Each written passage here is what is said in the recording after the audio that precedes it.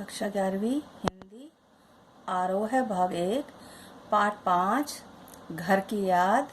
कवि भवानी प्रसाद मिश्र। काव्यांश भाग 2। पंक्तियां इस प्रकार है। पिताजी जिनको बुढ़ापा एक क्षण भी नहीं व्यापा, जो अभी भी दौड़ जाए, जो अभी भी खिलखिलाए, मौत के आगे न हिचके, शेर के आगे न बिचके, बोल में बादल गरजता, काम में झंझा लहरता, आज गीता पाठ करके, दंड 260 करके, खूब मुकद्दर हिला लेकर, मूठ उनकी मिल लेकर, जबकि नीचे आए होंगे, नैन जल से छाए होंगे। हाय पानी गिर रहा है, घर नजर में तैर रहा है। चार बहने, भुजा भाई प्यार बहने, खेलते या खड़े होंगे, नजर उनको पड़े होंगे। पिताजी जिनको बुढ़ापा एक क्षण भी नहीं व्यापा, रो पड़े होंगे बराबर पांचवें का नाम लेकर। पांचवा मैं हूँ अभागा, जिसे सोने पर सुहागा। पिताजी कहते रहे हैं, प्यार में बहते रहे हैं, आज उनके स्वर्ण बेटे लगे होंगे उन्हें हेटे, क्योंकि मैं उन पर स्वागा बंधा बैठा हूँ अभागा। प्रस्तुत जो पंक्तियां हैं उसमें कवि ने अपने जो पिता है उनकी जिंदादिली, बहादुरी और दृढ़ता को याद करते हुए उनका वर्णन किया है। शब्दार्थ इस प्रकार है।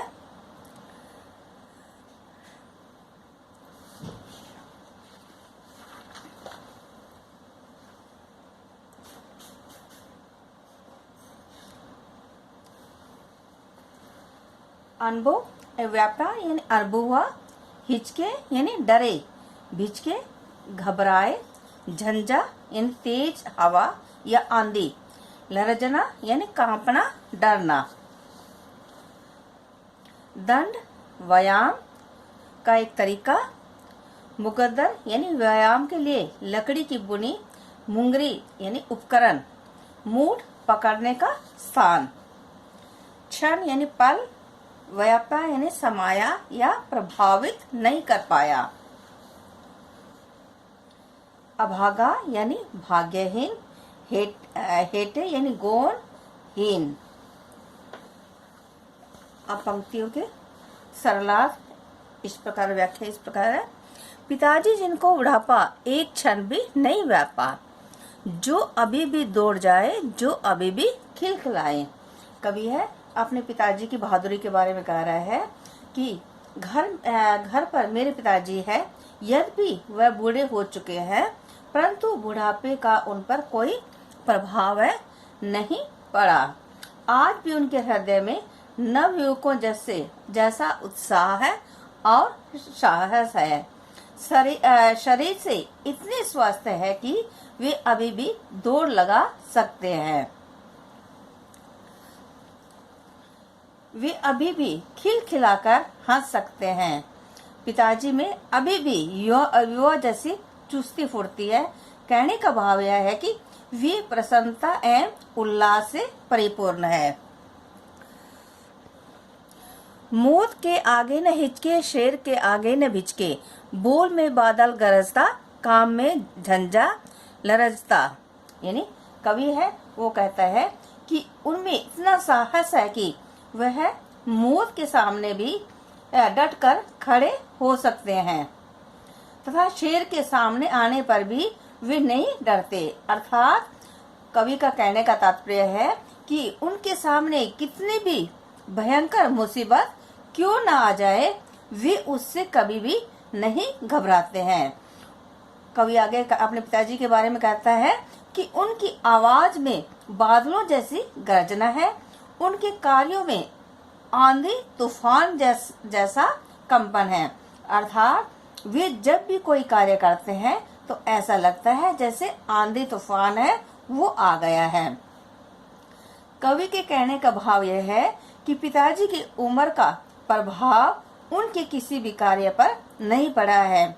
आज भी उनकी इच्छा शक्ति दृढ़ व अद्वितीय है।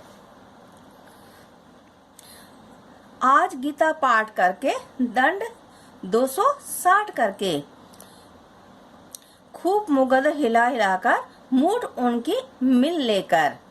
कवि है वो अपने पिताजी के बारे में कह रहा है कि उनके सरल स्वभाव के बारे में तथा आध्यात्मिक प्रवृत्ति तथा नित्य जो व्यायाम क्रिया है उनका वर्णन करते हुए कहता है कि पिताजी जब रोज की तरह श्रीमद् भागवत गीता का पाठ करके तथा 260 दंड बैठक लगाकर, मुकद्दर हिलाकर अर्थात व्यायाम कसरत करने के उपरांत मुकद्दर की मूठ पकड़कर घर में ऊपर से नीचे आए होंगे तो मुझे याद करके उनकी आंखें हैं वो भर आई है। जबकि नीचे आए होंगे नील जल से छाए होंगे, हाय पानी गिर रहा है, घर नजर में तिर रहा है। कवि है वो कह रहा है कि जैसे पिताजी है वो अपना व्यायाम और रोज की नित्य क्रिया करके नीचे आए होंगे तो मुझे याद करके उनकी आंखें वो भर आई होंगी। वे मुझे अपने पास न पाकर बहुत व्याकुल हुए होंगे। इन सभी बातों की स्मृति कवि को व्यथित यानी दुखी कर देती है तथा बरसते पानी में कवि को अपने घर की याद है वो सताने लग जाती है। चार भाई चार बहने, भुजा भाई प्यार बहने, खेलते या खड़े होंगे, नजर उनको पड़े होंगे। कवि है वो आगे अपने परिवार के बारे में, परिवार का जो वर्णन है वो करता हुआ कहता है कि कवि अपने भाई बहनों को याद करते हुए कहता है कि उनके 4 भाई तथा 4 बहनें हैं। उनके भाई भुजा के समान सहयोगी और कर्मठ है और बहनें प्रेम की प्रतीक है। खेलते या खड़े होंगे, नजर उनको पड़े होंगे, पिताजी जिनको बुढ़ापा एक क्षण भी नहीं व्यापा। कवि आगे कहता है कि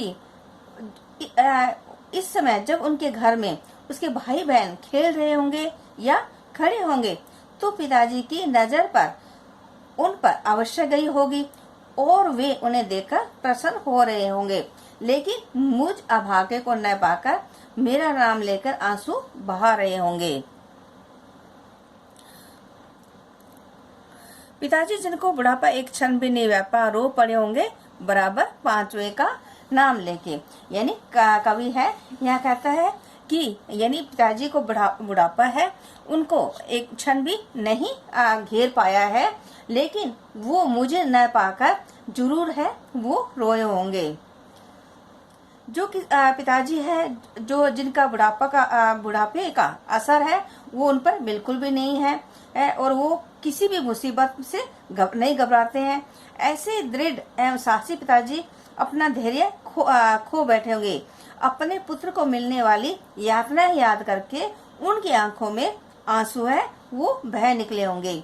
कवि बेटी की स्मृति ने उन्हें रुला दिया होगा। कवि कहता है कि शायद बेटी की स्मृति ने उन्हें रुला दिया होगा।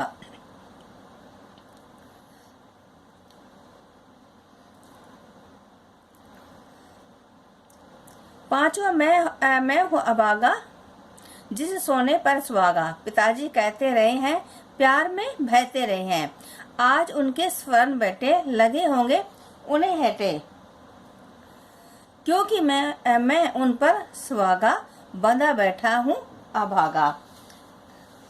इसका कवि है वो जेल प्रवास के समय अपने घर की याद करके व्यथित यानी दुखी हो रहे हैं, उस समय को अभागा समझ रहे हैं। कवि अपने पिता को याद करते हुए कहता है कि मैं अपने पिता का 5वां पुत्र हूँ, मुझे वे सदैव ही अपने पुत्रों में सोने पे सुहागा अर्थात अन्य पुत्रों से श्रेष्ठ है वो मानते थे। ऐसे कहते हुए उन्हें हमेशा ही अत्यधिक प्रसन्नता अनुभूति होती थी। आज मेरे जेल में बंदी होने के कारण उन्हें अपने चारों सोने के समान गुण वाले पुत्र भी तुच्छ व हीन है वो लगे हैं, क्योंकि वे तो मुझे उनसे श्रेष्ठ समझा करते हैं। आज मैं भाग्यहीन जेल में होने के कारण उन्हें कष्ट है वो पहुंचा रहा हूँ। यानी कवि कहने का तात्पर्य है कि जो कवि है वो पांचवे पुत्र है और उनके पिता है वो उनपे हमेशा स्नेह भाव रखते थे, यानी चारों बेटों में से उनको श्रेष्ठ है वो समझते थे। लेकिन आज उनको जो स्वर्ण पुत्र है उनको देखकर आज जब मैं पांचों बेटा नहीं हूँ तो उनको बड़ा दुख हो रहा है। इसलिए कवि कह रहा है कि मैं अपने पिता को दुखी कर रहा हूँ, इसलिए मैं भाग्यहीन, अपने आप को वो भाग्यहीन समझ रहे हैं। काव्य सौंदर्य इस प्रकार है इन पंक्तियों का। कवि ने अपने पिता के प्रभावशाली व्यक्तित्व का वर्णन इन पंक्तियों में किया है। भाषा सरल, सहज व प्रभावशाली है। कविता वह तुकांत है। बुढ़ापा होते भी बुढ़ापा नहीं आता है, अतः यहाँ विशेषोक्ति अलंकार है जो अभी भी में अनुप्रास अलंकार है। प्रस्तुत काव्यांश में उत्साह भाव के दर्शन है वो होते हैं। बीच वाले जो पंक्तियां हैं उसमें कवि ने पुत्र वियोग में व्यथित पिता की स्थिति का वर्णन किया है। प्रस्तुत काव्यांश में कवि ने के सांस्कृतिक परिवेश की जानकारी मिलती है, जैसे गीता का पाठ करना, व्यायाम करना आदि। कविता में बिंबात्मक शैली दिखाई देती है, जैसे गीता का पाठ करना, नींद जल से छाए होंगे, घर नजर में तिर रहा होगा आदि। दंड 260 में अनुप्रास अलंकार है। सोने पे सुहागा मुहारे का अच्छा प्रयोग किया हुआ है। स्वर्ण बेटे में रूपक अलंकार है। बंधा बैठा हूं मैं अनुप्रास अलंकार है। कवि ने अपने पिता के प्रति स्नेह का मार्मिक चित्रण है वो किया है। इस काव्यांश से पिता का पुत्र के प्रति तथा पुत्र का पिता के प्रति गहरे प्रेम का परिचय है वो मिलता है।